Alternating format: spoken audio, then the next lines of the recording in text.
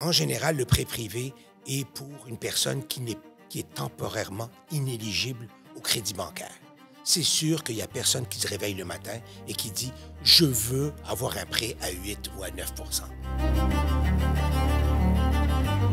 On offre des solutions de 3 à 24 mois. Je ne te cache pas qu'à peu près 80% de notre clientèle, le temps moyen que les gens restent avec nous, c'est 8,2 mois. Si l'AMF nous écoute, évidemment, l'AMF, c'est nouveau pour vous, le financement privé. Je pense qu'il faut s'informer avec des leaders de l'industrie, comme Claude, comme courtier hypothécaire qui se spécialise dans le financement alternatif privé, pour vous aider à vous donner des conseils sur comment structurer le financement privé. Je pense que vous avez besoin d'un coup de main. Si vous voulez mes conseils, mon expertise, ça me fait plus que plaisir de vous aider. All right, tout le monde, j'espère que vous allez bien. Finance avec Sirou, un épisode où vous pouvez apprendre tout sur l'immobilier. Aujourd'hui, j'ai la chance d'être avec un leader dans l'immobilier, dans le prêt hypothécaire privé, dans l'alternatif. C'est quelqu'un qui révolutionne un peu le marché hypothécaire privé. Claude Owen, merci d'être là avec nous. Comment ça va? Ça va super bien et toi, Sirou? Ça va super bien, merci beaucoup. Claude, ça fait plus de 10 ans que tu es prêteur privé hypothécaire. L'objectif de cet épisode, c'est comprendre c'est quoi le financement privé. Il y a 3 types de financement au Québec, guys, dans le financement hypothécaire. Il y a le financement traditionnel. Ça, on parle des banques, des grandes banques, TD, Scotia, name it. Il y a les banques alternatives, qui est le financement B, et le financement C, qui est le financement privé, que Claude il est habitué de transiger. Donc, Claude, comment ça va? Ça va super bien. Je suis vraiment très content d'être là ici avec toi aujourd'hui. Et merci de me recevoir et j'espère qu'on va passer une très bonne heure ensemble. On va passer c'est la première fois que tu le fais, right? Un podcast. Effectivement, c'est la première fois que je fais un podcast. Puis tu as envie de le faire plus souvent, c'est ça que tu fais. J'avais vraiment envie de le faire avec toi d'abord. Oh, OK. Alors voilà, je suis là, puis je suis heureux, excité, et puis j'ai hâte de partager avec tout le monde. J'espère que tu vas aimer l'expérience. Donc, Claude, parle-moi un peu de toi. Okay? C'est certain que tu n'as pas commencé du jour au lendemain dans l'immobilier, surtout dans les prêts hypothécaires. Ça prend de l'expérience, ça prend beaucoup de connaissances parce que tu prêtes ton argent et il y a certains risques qui viennent avec. Alors, comment tu es tombé dans l'immobilier, dans les prêts hypothécaires privés exactement? Ben, si tu me le permets, Sérou, je vais te ramener à la genèse et un peu comment j'ai commencé. Ben, j'ai commencé en affaires, ça fait une trentaine d'années et j'ai commencé à vendre des magazines. Alors, j'avais une petite agence. Donc, vendeur dans l'âme, là. Ouais, c'est ça, exactement. Entrepreneur, surtout. Ça fait que j'adore entreprendre. Tu sais, je suis comme un chat. J'ai 7 vies. Alors, c'est ma 7e vie, c'est ma 7e entreprise que je fonde. Ça n'a pas tout été un succès total, mais il reste quand même, tu sais, il y a eu des très bonnes choses qui ont été faites. Alors, si tu me le permets, c'est où je veux faire un peu la genèse. Alors, j'ai commencé dans le magazine. On vendait des souscriptions pour 5 ans aux consommateurs. Alors, j'ai fait ça pendant 1 an. Je me suis rendu compte que, bon, il y avait une partie au téléphone, puis une partie face à face. J'ai pas fait beaucoup d'argent, mais j'ai beaucoup appris, surtout beaucoup travaillé. Puis de là, j'ai fondé ma propre agence de télémarketing, de call center dans les centres d'appel en contact à la clientèle, en impartition, outsource. Ça veut dire que je travaillais pas pour une compagnie en tant que telle, mais je travaillais pour plusieurs compagnies qui me donnaient des mandats pour faire des appels sortants ou des appels entrants. Alors ça a été un très gros succès. Ça a été de 90 à 2000. En 10 ans, j'ai eu à peu près 1200 employés. Puis j'ai à Montréal et Hamilton. Alors j'offrais ça bien évidemment pour tout le Canada et le Québec. Alors ça a été un gros succès. Puis j'ai vendu mon entreprise à des intérêts américains. Okay. Après ça, je suis parti en ligne. J'ai fondé une compagnie qui vendait des médicaments en ligne aux États-Unis. Ça a été un peu plus compliqué parce que, bon, en tout cas, je ne rentrerai pas dans les détails, mais ça a été un peu plus compliqué. Ça a duré 3-4 ans. Ensuite, j'ai vendu des leads au subprime, au marché américain. Si je te ramène en 2004, c'était vraiment... l'apogée du subprime aux États-Unis. Puis, alors, je vendais à des agences comme Multiprêt, Planiprêt, des leads téléphoniques. Et ça a très, très bien été jusqu'en 2008. Où en 2008, ben, le marché s'est complètement écrasé. Et là, bon, je me suis retrouvé à faire de la consultation. Et puis, je me cherchais un peu. J'ai ouvert une agence de recrutement pour me tenir occupé, mais finalement, je me suis rendu compte que c'était pas... ma passion n'était pas là, mais ça a bien été. Puis, tranquillement, pas vite, il y a un ami à moi qui m'a demandé 100 000 que je lui prête 100 000 Et là, je lui ai dit, ben, écoute, je t'aime beaucoup, mais il faudrait que j'ai un collatéral sur ce 100 000 parce que, bon, je sais pas qu'est-ce qui peut arriver avec moi. Je sais pas qu'est-ce qui peut arriver avec toi. Imagine-toi que ça m'a pris 2 mois et demi pour fonder mon premier deal. Fait qu'il était vraiment très, très déçu de ma capacité à répondre à la demande parce que je savais pas exactement ce que je faisais. Alors, j'ai commencé à lire les contrats hypothécaires, puis créer mon propre contrat. Et puis, de fil en aiguille, j'ai fait ça d'une façon artisanale jusqu'en 2013. Et en 2013, en janvier 2013, j'ai fondé Capital Express. J'ai dit, that's it. C'est le temps pour moi là, je pense que j'ai eu un call de passion parce que j'ai dit, bon, finalement, c'est une industrie qui est intéressante. Il y a beaucoup de choses à faire. Et puis de là, bon, Capital Express, depuis le temps, ben, on a commencé tranquillement avec mon propre argent jusqu'en 2015-2016. Et puis après ça, j'ai eu des co-prêteurs avec moi. Puis bon, je me suis fait accréditer par toutes les bannières, Planiprêt, Multiprêt, et ainsi de suite. Alors, c'est important pour moi que, depuis le début, que je traite ça très professionnellement et que je mette des balises et que ça soit pas uniquement qui dise que tu peux me faire confiance, mais que j'aille chercher, n'est-ce pas, la confiance des grandes institutions. Alors... Tout un parcours. Et c'est la différence entre, pour les gens qui nous écoutent, qui ne connaissent pas vraiment le monde du financement privé, ça ne prend pas un permis pour le faire. Et tu as parlé d'accréditation, okay, parmi les cabinets de courtage hypothécaire. Qu'est-ce que tu veux dire par là? Et peux-tu rentrer un peu plus dans le sujet de pourquoi ça ne prend pas un permis pour devenir un prêteur privé et pourquoi c'est important de faire affaire avec des prêteurs avec les bonnes intentions qui sont là pour bien aider, c'est-à-dire aider le client et non reprendre des propriétés pour faire le plus de profit. On va rentrer dans le vif du sujet. Ouais. Absolument. Ben écoute, oui, c'est une excellente question. Alors, dans un premier temps, oui, effectivement, on n'est pas légiféré, il n'y a pas de législation encore, quoi qu'il y ait une association des prêteurs privés qui vient de naître au Canada. Ça fait à peu près 2-3 semaines de ça. Okay. Ça fait que là, on a beaucoup d'espoir de pouvoir donner et remettre les lettres de noblesse aux prêts privés, puisqu'il prend de plus en plus de place dans le marché canadien et le marché québécois. Alors, c'est important d'être, pour nous, pour ceux qui sont structurés, ben, c'est important qu'on ait une association et qu'on mette des balises et qu'on mette des processus en place afin de pouvoir savoir faire qu'est-ce qu'on peut faire, qu'est-ce qu'on peut pas faire, tout bien évidemment dans le but de protéger le consommateur. Et ça, c'est très important de le faire. Toute législation en général est là pour protéger le consommateur. Alors nous, on a décidé chez Capital Express, on n'allait pas attendre qu'il y ait une législation pour venir le faire. On est parti de l'avant. On a été proactif à mettre certains processus en place. Premièrement, on a créé le mot structuré. Alors, on est un prêteur privé structuré. Qu'est-ce que ça veut dire? Ça veut dire qu'on est transparent. On a une transparence par rapport à nos frais, à nos taux et surtout au renouvellement.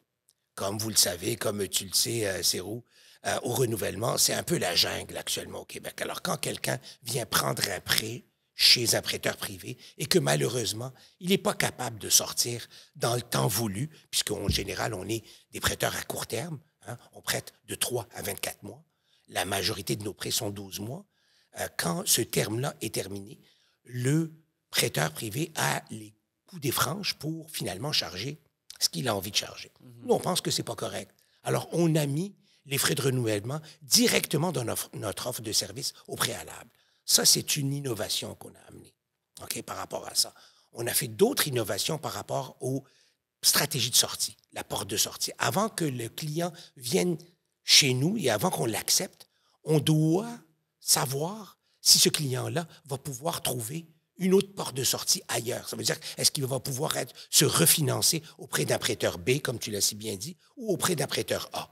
Parce que c'est ça le but. Le but, c'est on est comme un exutoire à court terme afin de pouvoir permettre à la personne qui a eu un problème, soit de crédit, soit d'occupation, soit de documentation, ou soit parce qu'il a un manque de temps, de pouvoir revenir auprès d'un prêteur institutionnel. Alors, on a mis aussi des processus en place afin de pouvoir s'assurer que le client ait un traitement royal, parce que c'est le client d'abord. Absolument. Et pour les gens aussi qui se demandent, OK, le financement privé, c'est pas réglementé, mais il y a des bons prêteurs qui sont là pour les bonnes raisons. Mais pourquoi un prêt privé et pourquoi on paye des taux d'intérêt entre 8 à 15 % quand on peut aller vers les banques à 2 % ou dans une banque à 3-4 %? Je connais la réponse, bien sûr. C'est ça que je fais tous les jours. Mais je vais faire comme je suis un bébé qui connaît absolument rien et l'objectif, c'est d'apprendre, de renseigner les consommateurs. Alors, peux-tu m'expliquer pourquoi on utilise le financement privé hypothécaire et comment que ça fonctionne exactement? Excellente question. Effectivement, j'aurais pu commencer là-bas, mais c'est bien que tu me ramènes.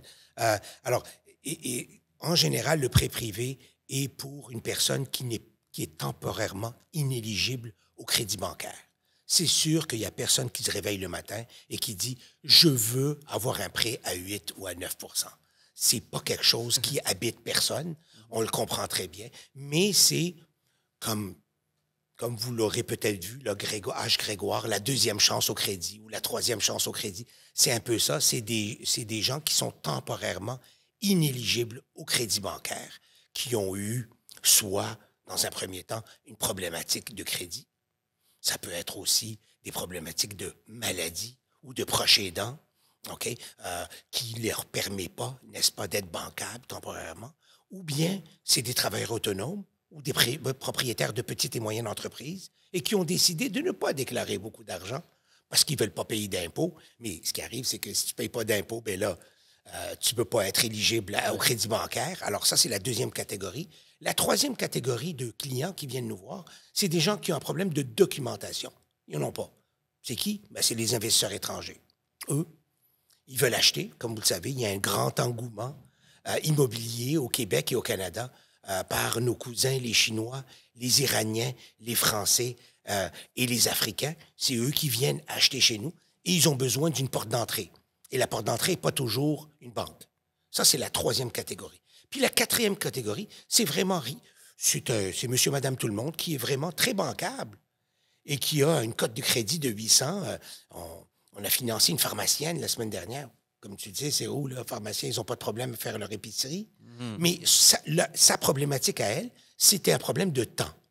Le timing. Elle n'avait pas le temps d'attendre, comme tu es au courant, les offres multiples. L'immobilier est en pleine explosion au Québec. Et avec les offres multiples, il n'y a pas le temps.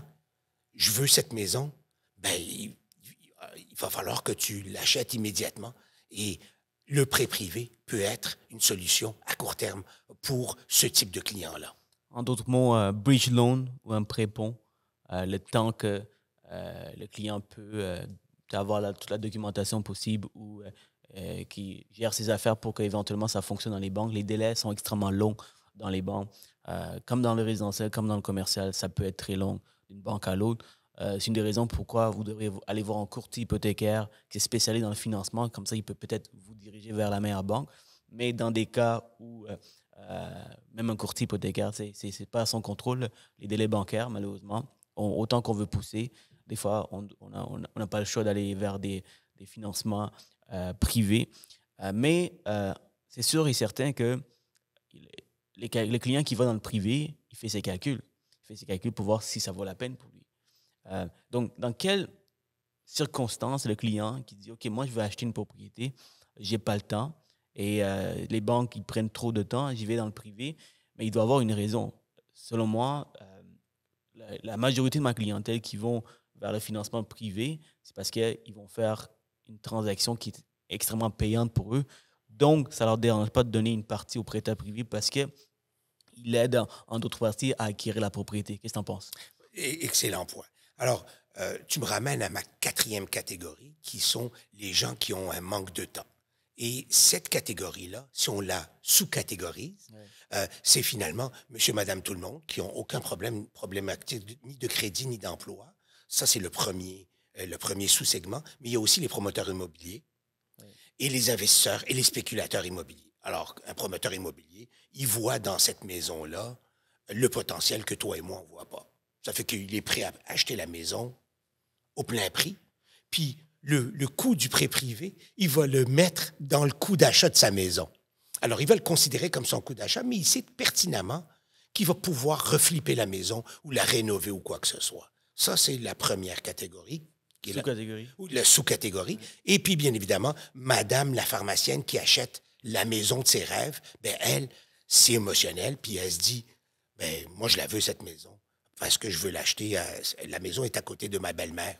C'est toujours ces jokes-là. Puis elle veut absolument être à côté de sa belle-mère. Alors, elle trouve dans cette maison-là, elle a une valeur sentimentale qui est inexplicable. Ça fait qu'on ne peut pas la quantifier. On ne peut pas mettre une valeur de dollar sur quelque chose qui nous habite, qu'on a envie d'acquérir. Alors, ça aussi, ça peut être un autre cas d'espèce où finalement, c'est pas l'argent qui est important ou le surplus, mais c'est vraiment l'accès à la propriété qui est important. Alors, faut toujours garder en tête la stratégie globale de l'approche et non pas rentrer dans les... Bon, c'est sûr qu'il faut rentrer dans les chiffres et puis de regarder un peu le pour et le contre, mais c'est en général comme ça que les gens fonctionnent. Et quand on parle de court terme, hein, c'est le financement privé, quand on paye du 8, 9, 10, 11, 12, 13, 14, 15% de taux d'intérêt, c'est pas pour l'éternité. C'est pour une période de temps très courte. Et des fois, c'est 3 mois, des fois, c'est 6 mois, des fois, c'est maximum 1 an. Mais quand on commence à garder pendant 24, 36 mois, là, ça commence à être très cher. Donc, c'est la raison pourquoi il faut avoir une porte de sortie, une stratégie de sortie, savoir comment on va retourner le client vers les banques. Donc, peux-tu m'expliquer quel type de porte de sortie on parle ici? Et c'est quoi la tendance? Est-ce que c'est 3 mois, c'est 6 mois? Et est-ce qu'il y a des prêteurs privés qui acceptent des termes aussi peu que 3 mois, tu vois? Oui, effectivement. Alors, c'est une excellente question. Alors, si je récapitule ta question, tu parles ici des stratégies de sortie. Exact. Quelles sont-elles? Il y a comme 2 questions. Oui, exactement. Et la deuxième question, à savoir, bon, et finalement, la durée. Alors, pour la durée, oui, nous, on offre des solutions de 3 à 24 mois. Je ne te cache pas qu'à peu près 80% de notre clientèle, le temps moyen que les gens restent avec nous, c'est 8,2 mois. Alors, tu vois que, bon, c'est vraiment pas loin, c'est pas long, c'est pas très long. Alors, c'est vraiment un bridge, c'est vraiment une transition. Maintenant, les types de stratégies de sortie, et puis ça, on s'attelle à le faire à travers notre infolettre, qui a beaucoup de succès, soit dit en passant. On a à peu près plus de 10 000 personnes qui reçoivent l'infolettre et on a un open rate d'à peu près 40%. Ça fait que on me dit que c'est très bien. C'est les infolettes pour les clients? C'est les infolettes pour pour le réseau des courtiers. Nous, on ne travaille pas avec les clients finaux. On travaille uniquement avec le réseau des courtiers hypothécaires, immobiliers, planificateurs financiers, syndics de faillite, avocats, notaires et certains banquiers. Alors, c'est notre approche, effectivement. Notre approche est une approche B2B. On prône, on est disponible uniquement pour les courtiers, contrairement à certains de nos compétiteurs qui, eux, vont être sur les engins de recherche, les SEO et ainsi de suite. Nous, on a décidé de jeter notre dévolu uniquement sur le B2B à travers des intermédiaires, à travers des rapporteurs d'affaires qui, eux, vont nous amener de la clientèle. C'est ce qu'on a choisi. Alors, pour revenir aux 6 stratégies de sortie, la première, celle que tout le monde regarde et qu'on regarde en premier lieu, c'est le refinancement auprès d'un prêteur B ou un prêteur A. On va regarder ça parce que c'est la plus probable. C'est là où la probabilité est la plus grosse de pouvoir sortir le client vers un prêteur B et A. On se fait rembourser par ce prêteur B, et puis on passe à autre chose. Le client est très heureux. Il est passé à travers l'exutoire, il a réglé ses dettes, il a payé ses impôts, il a fait tout ce qu'il avait à faire, ou il a remonté sa cote de crédit afin de pouvoir faire la culbute et repartir vers le B ou le A. C'est le plus classique. La deuxième, c'est que si le client va vendre sa maison, il se peut des fois qu'il a besoin de un peu plus de temps pour vendre sa maison. Ça en est une autre stratégie de sortie. Je vais juste donner des exemples pendant que tu énumères. Comme ça, les gens peuvent avoir une façon de simplement imaginer un peu dans quel genre de situation on utilise les portes de sortie.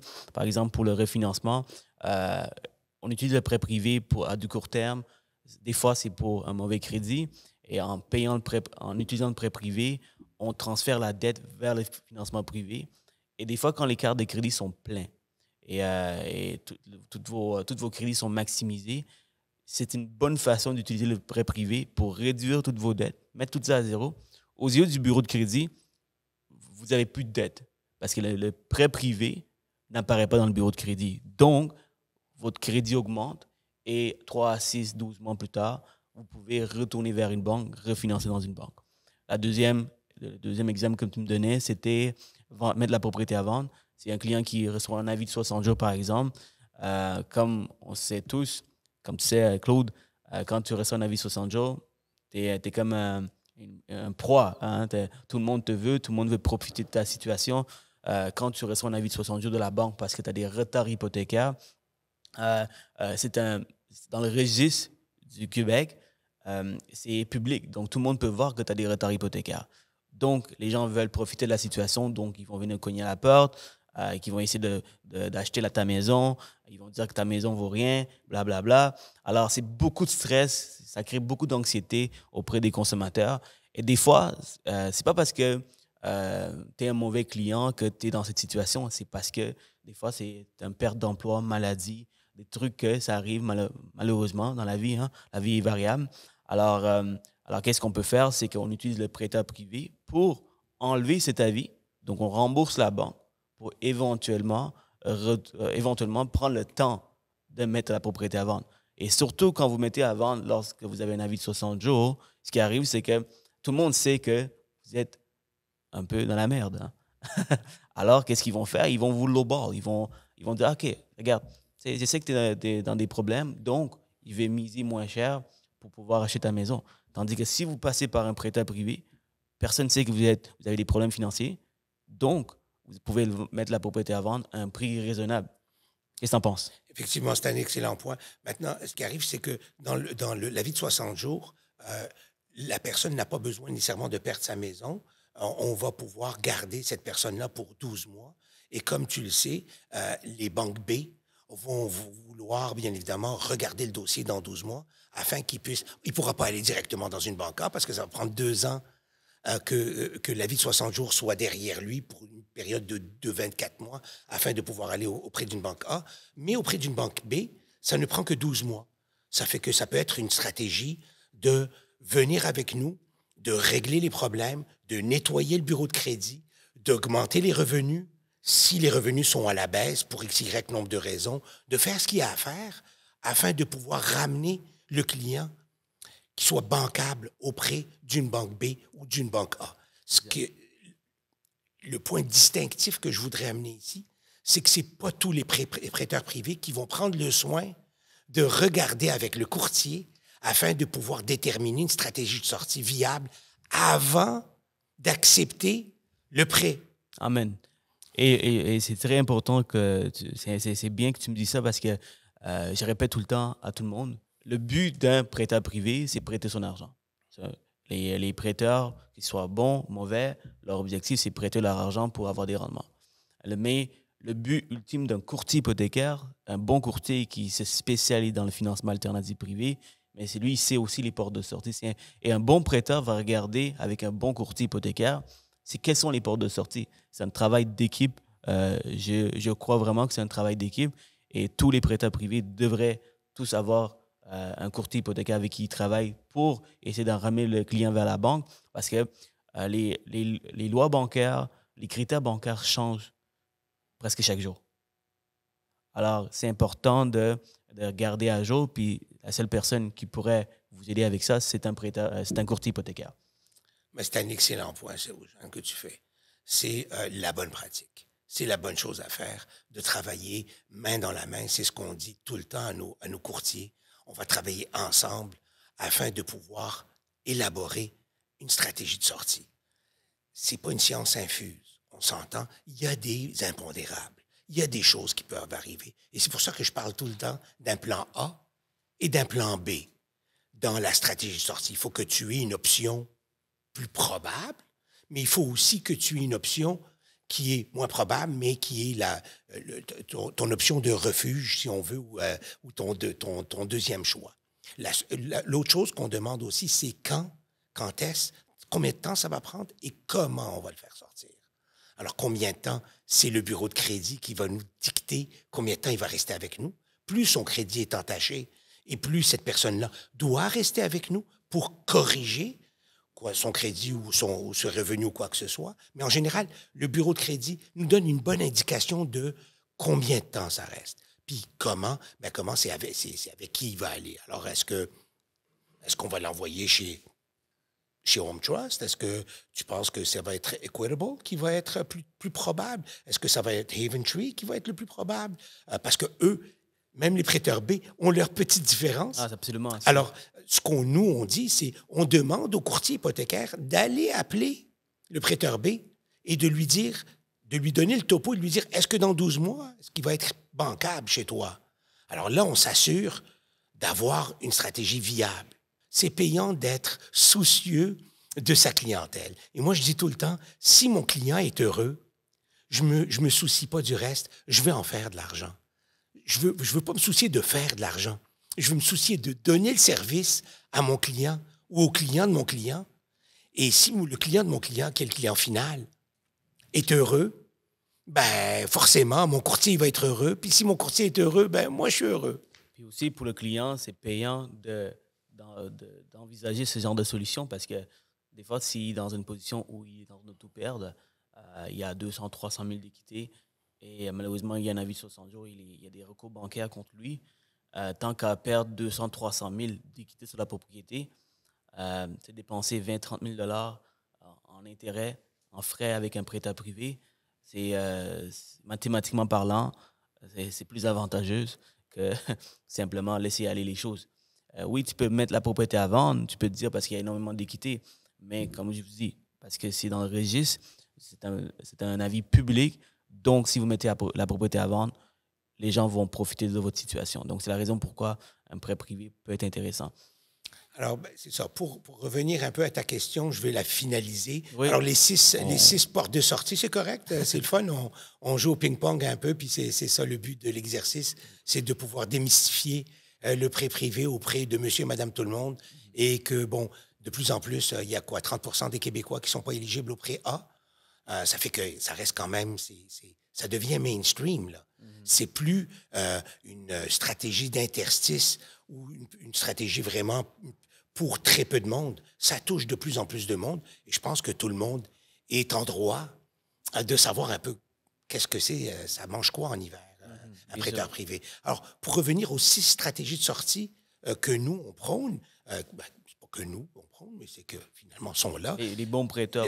Exactement, c'est le refinancement qui est le plus probable, la vente de la propriété, l'utilisation d'un garant, okay? Papa, maman, mon oncle, ma tante, qui a, lui, un très bon crédit. Moi, j'en ai pas un très bon, alors je m'accote sur mon oncle ou ma tante ou ma papa ou maman ou mon meilleur ami, whatever, pour avoir un garant afin de pouvoir avoir une stratégie de sortie. Le 4e, c'est un prête-nom. Oui, effectivement. Si la stratégie de prête-nom, on a toujours tous tendance à dire au prête-nom, oh boy, qu'est-ce que c'est ça? Si c'est dans un but positif puis légal, il n'y a aucun problème d'utilisation d'un prête-nom. Le meilleur exemple pour ça, c'est que Cérou, toi et moi, on est rentrés en association avant la COVID. On a acheté un restaurant au Mont-Tremblant. Malheureusement, on n'a pas été lucky. Ça a mal été pour nous. Là, on est en train de se tirer le chignon un peu, à savoir comment on repartage tout ça. On ne s'entend pas là-dessus. En attendant, toi, tu as hérité de 3 millions de dollars de ta grand-mère, toi, tu veux pas que je le sache parce que ça va nuire. Et tu veux bien évidemment, excuse-moi, tu es en train d'acheter un immeuble locatif à Montréal avec ce fameux 3 millions de dollars et tu voudrais pas que je le sache. Tu sais que je suis pas mal bon avec les index aux immeubles et tout ça. Je suis capable de voir ça. Fait que tu as décidé d'utiliser un prête-nom pour l'achat de cet immeuble-là. Parce que ça allait nuire à nos négociations, puis tu allais avoir un désavantage concurrentiel par rapport à moi. Ça, c'est une stratégie d'utilisation de prête-nom qui est complètement légale et qui est absolument... Parce que le but de tout ça, il n'y a rien d'illégal dans ton approche. Alors, bon, des gens qui ont fait des gens qui ont fait du temps ou quoi que ce soit, on va utiliser des fois des stratégies de prête-nom. Alors, c'est quelque chose de disponible. En d'autres mots, est-ce que tu parles de location avec option d'achat ou non, achat-rachat? ça, c'est pas ça. Alors, l'utilisation d'un prête-nom, c'est finalement, je me sors, j'ai une contre-lettre avec toi, comme quoi je suis le propriétaire de cette propriété, mais c'est toi qui es sur les titres. OK. Ça fait que je décide de m'enlever des titres pour x, y nombre de raisons.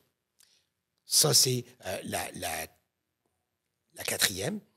La cinquième, c'est l'utilisation, bien évidemment, achat-rachat. OK, Location achat-rachat. Alors, bon, finalement, c'est toutes les panoplies, là. Ça veut dire que le prêteur va acheter la maison et va louer la maison à l'emprunteur avec une partie dans la location de mise de fonds. Alors, par exemple, s'il lui loue à 2 000 $, sur le 2 000 $, il y a 1 800 $ qui est la location réellement pour le bien, mais il y a un 200 $ par mois qui est une accumulation, excuse-moi, de la mise de fonds. Comme ça, après 12, 24 ou 36 mois, la personne pourra aller se financer puisqu'elle aura accumulé une mise de fonds et qu'elle aura racheté sa maison à un prix d'il y a 36 mois et non pas d'aujourd'hui. Ça fait qu'on crée de l'équité, mais je te laisse...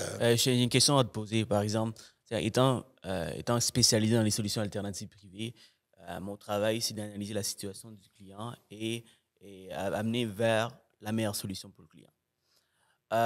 Souvent, moi, comment que j'analyse une situation et qu'est-ce qui détermine si je vais vers le A, B, C, et j'appelle la sous-catégorie C, location avec option d'achat. Ouais. C'est le terme restant.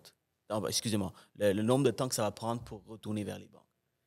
Alors, après 24 mois, si je réalise que le client a reçu un avis de 60 jours, après 24 mois, okay, les banques commencent à regarder votre dossier si vous avez vraiment été impeccable après l'incident. Okay? Par contre, c'est jamais sûr. Donc, j'ai tendance à regarder pour le programme location avec option d'achat parce que ça prend des fois 36, même 3-4 ans avant de retourner vers les banques. Est-ce que c'est quelque chose de naturel pour toi aussi? Des fois, tu sais que le prêt privé n'est pas une bonne solution. Absolument. Donc, soit tu avises le courtier ou soit tu avises le client. Même s'il y a l'équité pour le faire, même si on peut le faire. Tu vois, parce que des fois, les clients se font prendre par des prêteurs privés dans ces situations. Alors, je sais que tu as la bonne réponse, mais je vais te laisser parler. Oui, très bon point. Très bon point. OK. Alors, je récapitule la question. Quelle est la meilleure option? Et puis, les options sont multiples, ce qui s'offre à nous. Alors, dans le cas où le client, en général, si le client a de l'équité restante sur sa propriété, ça veut dire qu'il a au-dessus de 30 % d'équité. Ça veut dire que la maison vaut 1 million de dollars et il a une hypothèque qui est en dessous de 700 000. Okay? Ça va être un premier indicateur. Est-ce qu'on peut travailler là-dessus? Comme on le sait, option achat-rachat, c'est pour des gens qui ont dépassé ce 70 %, qui sont déjà à 70, 75, 72 et qui n'ont pas le choix, parce que prêteur privé, en général, après 75 %, il n'y a absolument rien à faire. Alors ça, c'est un premier point qu'on va regarder. Le deuxième point qu'on regarde, effectivement, c'est quelle est la gravité de la situation? Est-ce qu'on pense réellement qu'on va pouvoir réparer les dommages à l'intérieur de 24 mois, 24 mois, c'est un grand maximum. En général, on va regarder jusqu'à 18 mois. Est-ce qu'on pense réellement qu'on est capable de réparer les dommages qui ont été engendrés par l'emprunteur lui-même, là, parce que, bon, on est là, qu'on ne fait que voir les faits. Est-ce qu'on est capable de faire quelque chose pour ça? Et si la réponse est non aux deux, ben c'est clair. C'est ou l'option d'achat ou la vente. En général, c'est là-bas où ça se transige. Et je te salue pour ça, Claude, parce qu'il y a des prêteurs privés qui vont prendre, parce que, vous savez, on est dans le domaine, donc on connaît tout ça. C'est pas du aldièbre pour nous, mais pour des clients qui savent pas tout ça, des fois, ils vont rentrer dans un financement privé à des gros taux d'intérêt. Le prêteur va dire, oh, ouais, il n'y a pas de problème, tu vas pouvoir retourner vers une banque dans quelques mois. Finalement, le client a besoin de renouveler 2-3 fois. Puis, comme tu sais, il y a des prêteurs privés qui vont charger des frais de renouvellement exorbitants. On parle de facilement 3, 4, 5%. J'en ai vu des prêteurs qui vont vraiment se balader. Là. Ils vont avoir du fun à charger des frais de renouvellement. Donc, je te salue pour ça parce qu'il n'y en a pas beaucoup. Il n'y en a pas beaucoup. Ben, écoute, je pense que si tu fais les bonnes choses, Ouais. l'univers va te renvoyer des bonnes choses. Alors, c'est très important pour nous de ne pas prendre avantage des gens qui sont dans une position précaire, qui sont dans une situation précaire. Ça nous est tous arrivé d'être dans une situation délicate et on veut avoir une main qui est tendue à nous et non pas un coup de poing. Ça fait que, je ne sais pas si l'image est assez forte, mais ce que je dis, c'est que, bon, il faut on doit avoir une certaine solidarité entre nous. Et c'est important. C'est important. Puis qu'est-ce que j'ai dit à mes clients, là, des fois en blaguant, je dis, je souhaite à personne de m'appeler. Parce que c'est vraiment le dernier recours pour les clients.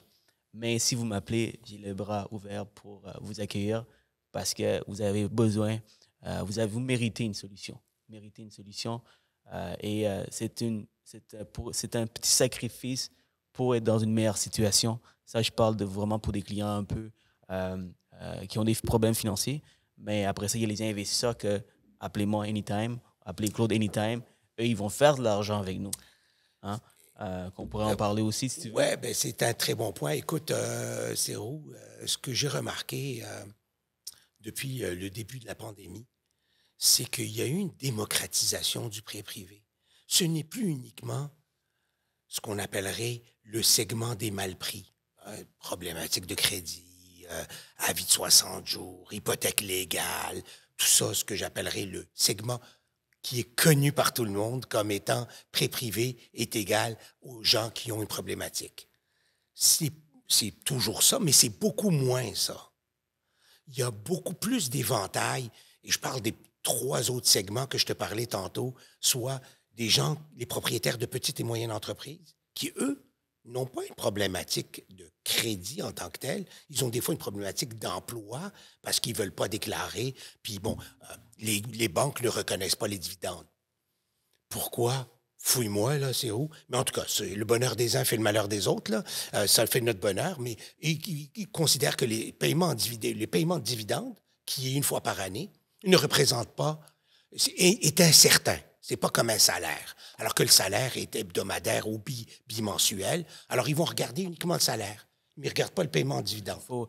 Il faut 2 ans de déclaration pour qu'on considère des dividendes parce que c'est comme une commission, c'est instable. C'est instable, puis bon, c'est incertain, et puis c'est aléatoire, et puis c'est sujet au propriétaire. C'est le propriétaire qui se déclare ses propres dividendes, il peut décider de le faire, il peut décider de ne pas le faire.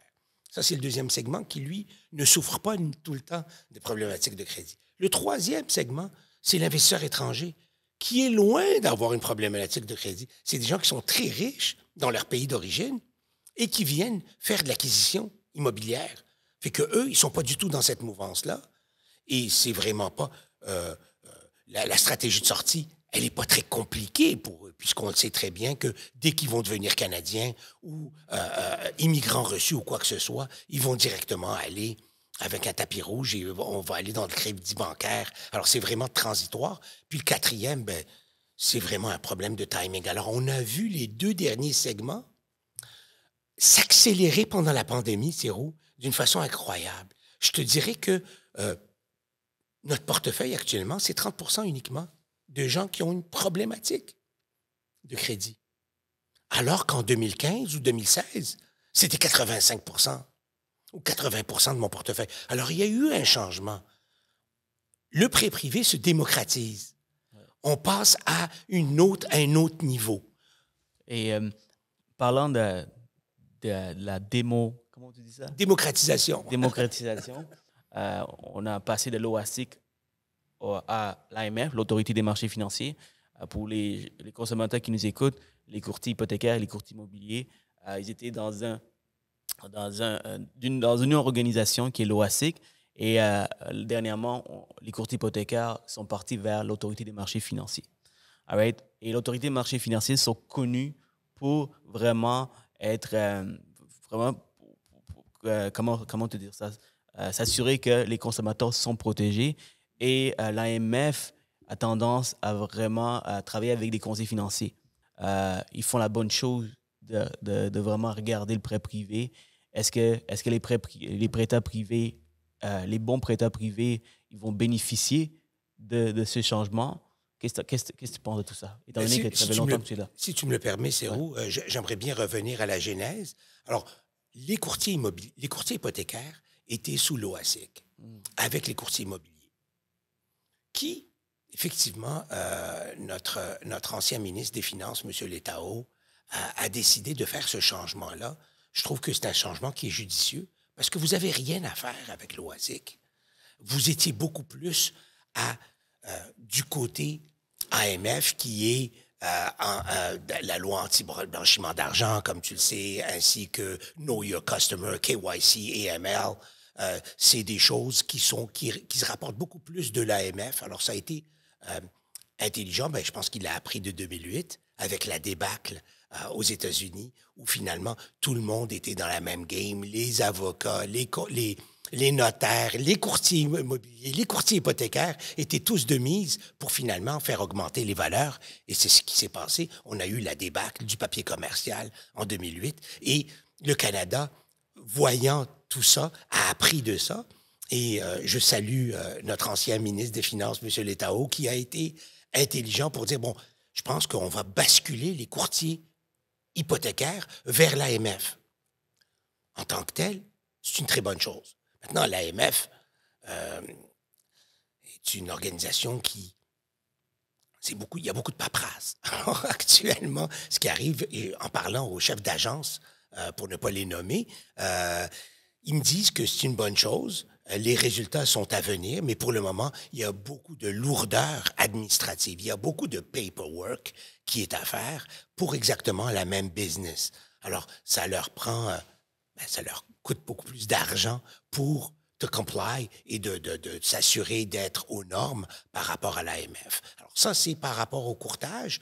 Je pense que le courtage hypothécaire va bénéficier de l'AMF comme les planificateurs financiers et les gars en assurance ont fait. Alors, l'AMF va pouvoir donner les lettres de noblesse, donner une valorisation aux courtiers hypothécaires que vous aviez peut-être moins avec l'OASIC. En tout cas, on espère que ça va arriver. Il va y avoir des petites clips, des publicités. Je ne sais pas si tu voyais à la radio à un moment donné, on parlait de planification financière et ainsi de suite. Ça, c'est une initiative de l'AMF. Alors, je pense que c'est une bonne chose.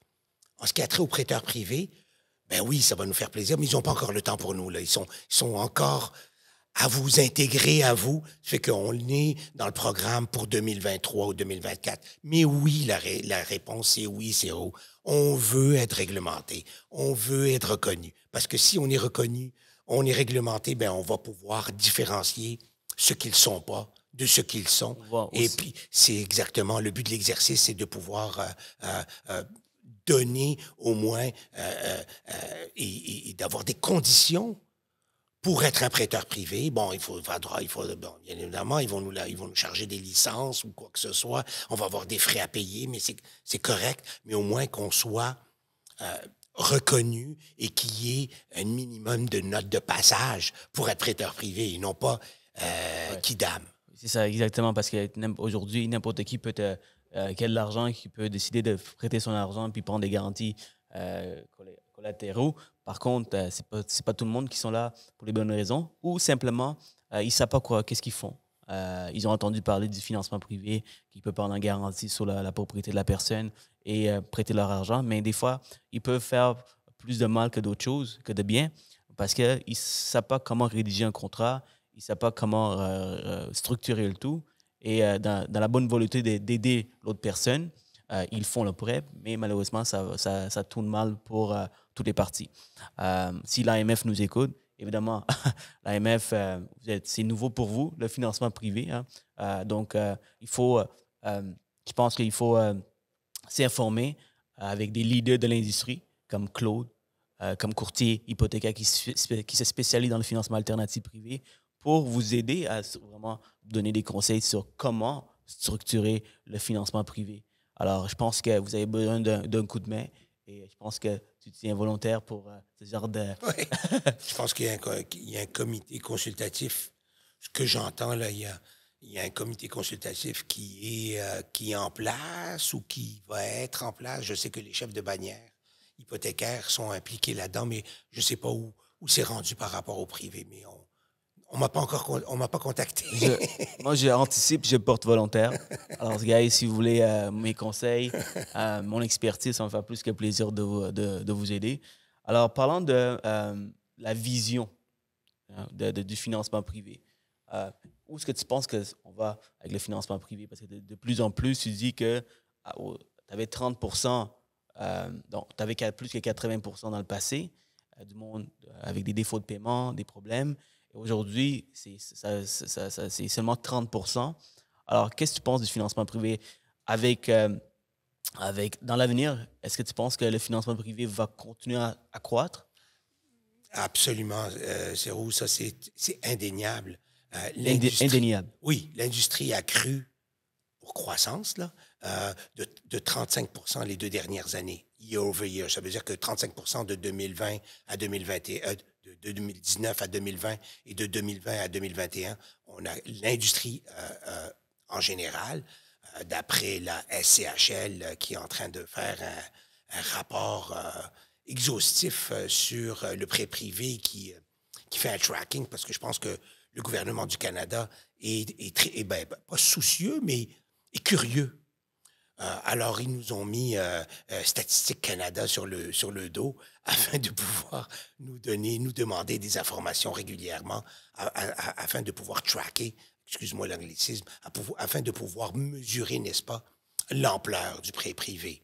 Parce que c'est du prêt alternatif qui leur échappe, hein, puisque les banques travaillent main dans la main avec le gouvernement. Ça fait qu'ils ont une très, très bonne synergie. Mais le prêt privé, c'est comme le loup solitaire, si on veut, là, qui est en train de frayer son chemin, puis qui a pas de... qui doit pas de compte à personne. Ça fait que ça inquiète toujours les gouvernements de savoir que, bon, qu'est-ce qui se passe avec lui? C'est-tu l'enfant terrible ou est-ce que c'est le mouton noir? Mais c'est loin de ça. Je pense réellement que le prêt privé est en forte croissance. Il va continuer à croître pour les raisons suivantes. Dans un premier temps, comme vous le savez tous, les taux d'intérêt vont augmenter. On devrait avoir une annonce au début mars pour que ça soit effectif en avril. Et c'est certain qu'ils vont augmenter de 0,25 à maintenant. La question, c'est pas de savoir s'ils vont augmenter, c'est combien de fois ils vont augmenter. Moi, d'après moi, ils vont augmenter de 3 fois à 0,25 à la copie, maximum 0,75 pour l'année, grand maximum, moins de 1 Ça, c'est certain. Tu es très confiant, c'est bien? Je pense que oui, par rapport à ça. Et ça va jouer en notre faveur. Pourquoi? Parce que le stress test va rester le même. Alors, si le stress test reste le même puis les taux augmentent, qu'est-ce qui va arriver? Il va y avoir beaucoup plus de personnes qui ne se qualifient pas dans le A. Qu'est-ce qu'on fait? On va aller voir le prêt privé ou le prêt B. Et quand je parlais ici, il y a 30 du Québec qui ne se qualifie pas auprès d'une banque institutionnelle. Ça veut dire que c'est le A, et le B et le C ensemble qui font 30 Fait que 30 de la population, c'est énorme, là. C'est plus une joke. Alors, mais pour revenir au privé, pourquoi? Parce que, dans un premier temps, le retour des immigrants on va réouvrir nos portes, là. Les portes réouvrent. Alors bon, on a beaucoup d'immigrants qui voulaient venir, mais qui n'ont pas pu venir. Quand je parle d'immigrants et investisseurs étrangers, eux contribuent. C'est le poumon quand même de l'économie québécoise. Veut pas. Ils achètent beaucoup d'immobilier et puis ils continuent à... Bon, il y a les mauvaises langues qui vont dire que ça contribue à augmenter les valeurs immobilières, mais il reste quand même que c'est une très bonne chose pour l'économie québécoise d'avoir un afflux d'argent qui rentre dans l'économie. C'est toujours bon.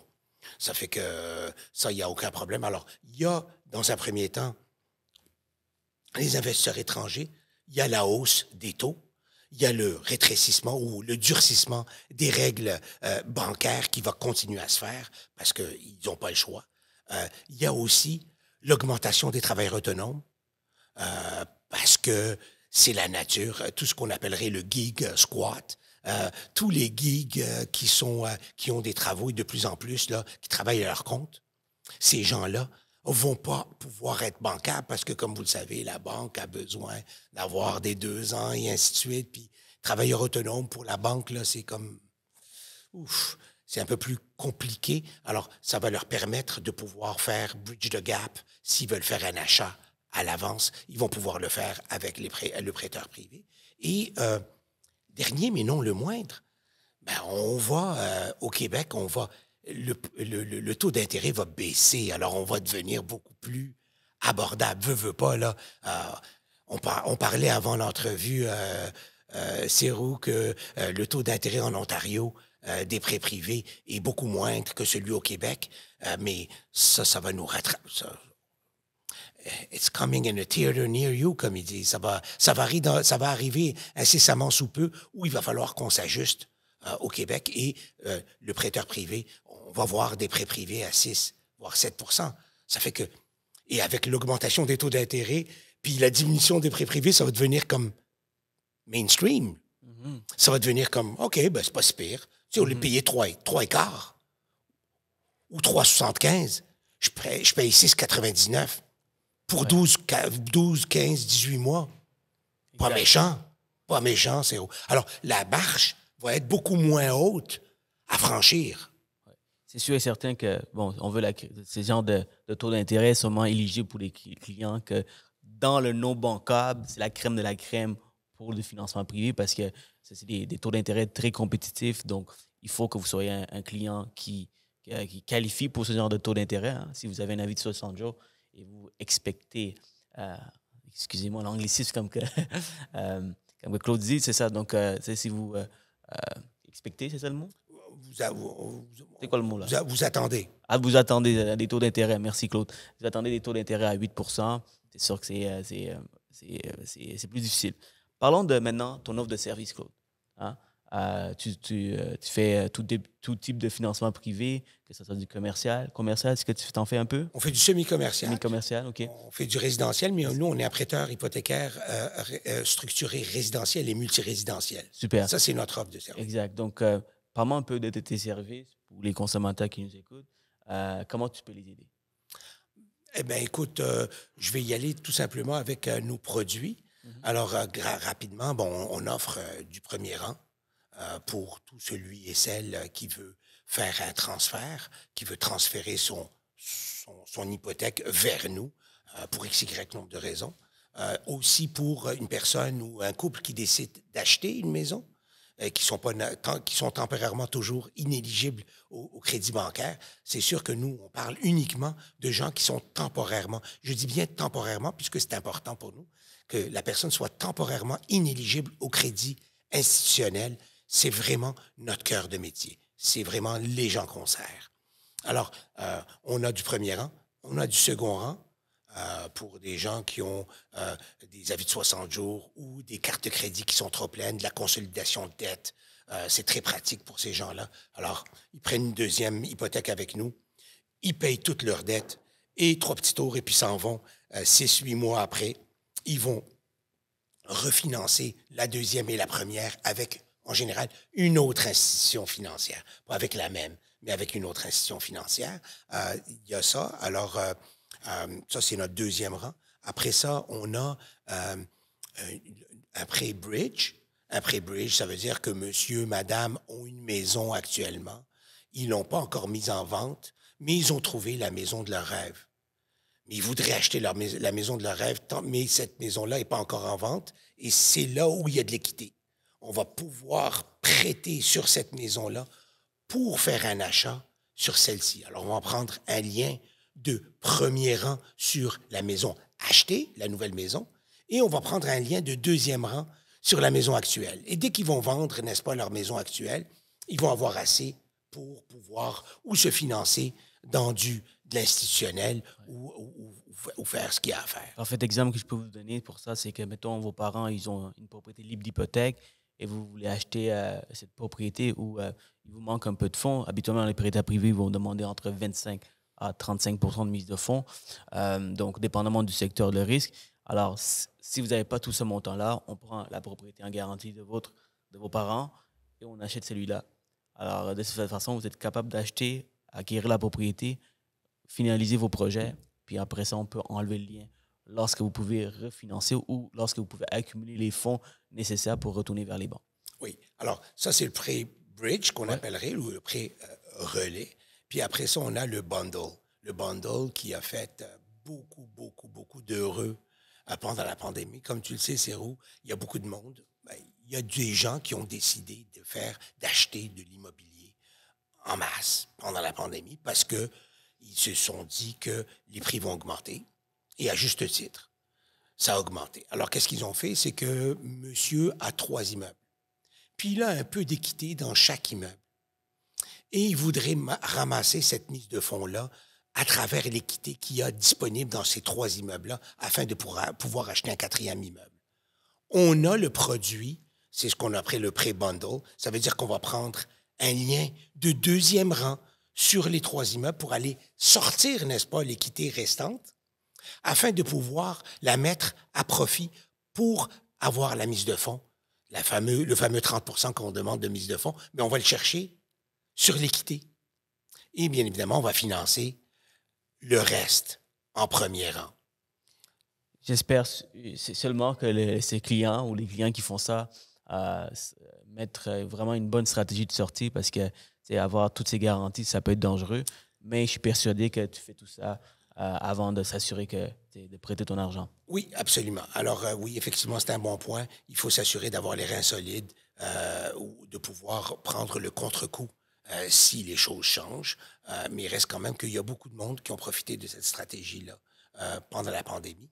On offre la lettre, la fameuse lettre. On a été innovateurs sur la lettre. On a été les premiers à sortir cette fameuse lettre d'approbation. C'est une lettre pour tout courtier immobilier et courtier hypothécaire devrait être au courant de cet outil-là indispensable.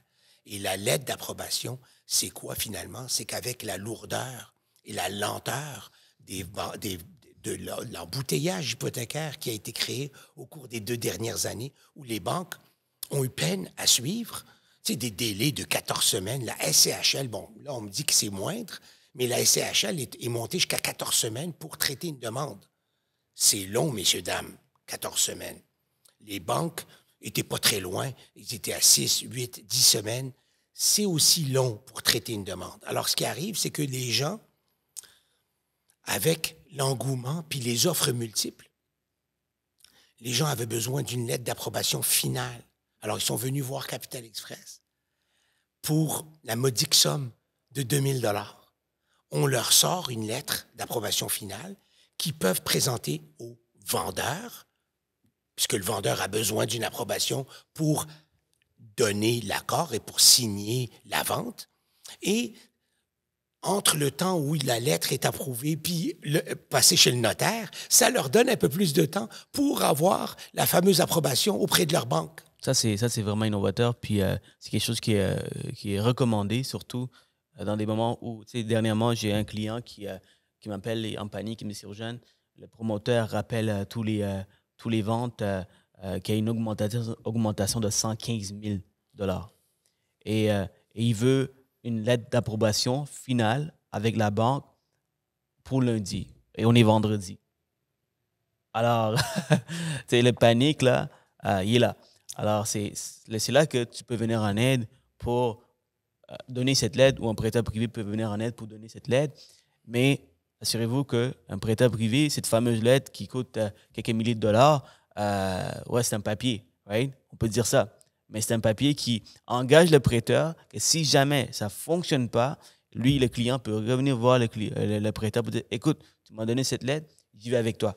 Alors, le prêteur doit geler les fonds, garder les fonds, avoir les fonds disponibles pour que si jamais le client revient voir, tu dois aller de l'avant, honorer la lettre. Puis le client doit faire attention aussi.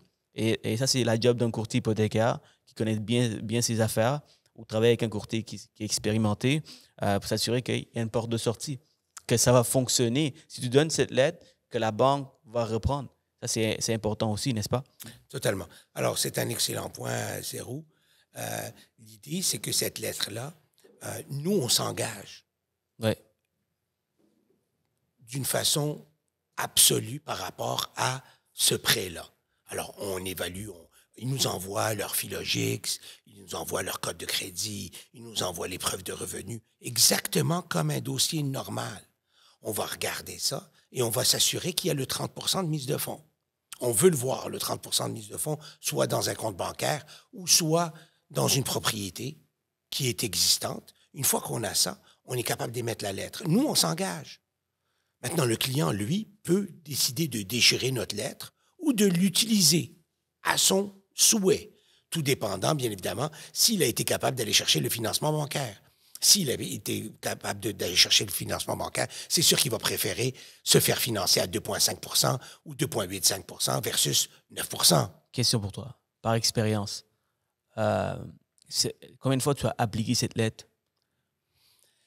Écoute, je pense qu'on va l'appliquer plus en 2022 parce que le stress test et l'augmentation des taux, il y a des gens qui étaient bancables en 2021, qui ont fait leurs calculs par rapport à 2021, puis là, oups, en 2022, ils ne le seront pas. Alors, je te dirais que c'est à peu près 10 % des gens qui ont utilisé la lettre, qui l'ont exécutée, si tu veux, avec nous, avec Capital Express, mais disons que ça va être plus, j'entrevois en 2022-2023, plus de personnes qui vont, parce qu'on a eu des lettres.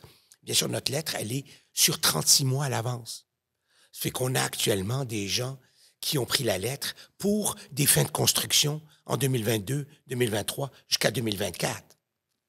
OK? Alors, cette lettre-là est extrêmement utile. Elle est un peu plus difficile à expliquer. Alors, cette lettre-là, finalement, c'est quoi? C'est une approbation. C'est pas une pré-approbation. C'est une approbation finale. Finale, absolument. Irrévocable. Où on se commet auprès de l'emprunteur pour une période allant jusqu'à 36 mois. Alors, vous allez comprendre que tous les gens qui ont embarqué dans les nouvelles constructions et qui ont acheté des nouveaux condos, bien, c'est sûr qu'ils avaient besoin de cette lettre-là, mais on ne saura pas jusqu'à que le condo soit disponible. Alors, il y a des condos qui viennent à disponibilité ou viennent à maturité en 2022, 2023, 2024. Je dois avouer quand même que les gros clients, c'était nos cousins asiatiques, chinois, iraniens, français et Afrique. Et question plus détaillée pour quelqu'un qui veut cette lettre, cette fameuse lettre qui donne l'approbation finale. Qu'est-ce qui, quand tu dis irrévocable, quand c'est absolu, c'est sûr que tu te protèges, right? Tu te protèges avec cette lettre. Il y a des conditions. Totalement. Quelles sont les conditions qui vont peut-être faire en sorte que tu recules en arrière? Ben, premièrement, on veut s'assurer que les informations qu'ils nous ont données sont encore valables ou sont valables. Donc, c'est un client qui, tu donnes cette lettre, il reçoit la lettre d'un prêteur privé, puis 36 mois plus tard, il n'y a pas de job, il n'y a plus son argent. Évidemment, tu n'iras pas de l'avant. Exactement. Pour les investisseurs étrangers, on ne va pas regarder la job parce qu'on ne peut pas vérifier la job. Alors, pour les investisseurs étrangers, on ne va pas regarder ça. On va regarder la mise de fonds. La mise de fonds, elle peut être dans leur pays d'origine. Il n'y a pas de problème. Ça n'a pas besoin d'être dans un compte canadien. Même si c'est en chinois? Même si c'est en chinois, il n'y a aucun problème. Les chiffres sont toujours les mêmes, que ça soit en chinois ou en anglais. La seule chose, c'est qu'on va vouloir que les argents soient dans un compte canadien 7 jours avant le closing. Good. Ça, c'est la première chose. La deuxième chose, on va vouloir qu'il y ait en tout temps. Ça, c'est pour les non-Canadiens. Hein? On va vouloir en tout temps qu'il y ait 6 mois d'équivalent d'intérêt dans le compte bancaire, en tout temps. OK, ça veut dire que le compte soit, si je sais pas, si on a prêté 1 million, mais on a prêté à 10 rapidement, c'est 100 000 $. On va vouloir toujours avoir 50 000 $ dans le compte bancaire qui reste. On va aussi nous assurer, bon, alors ça, c'est pour les investisseurs étrangers.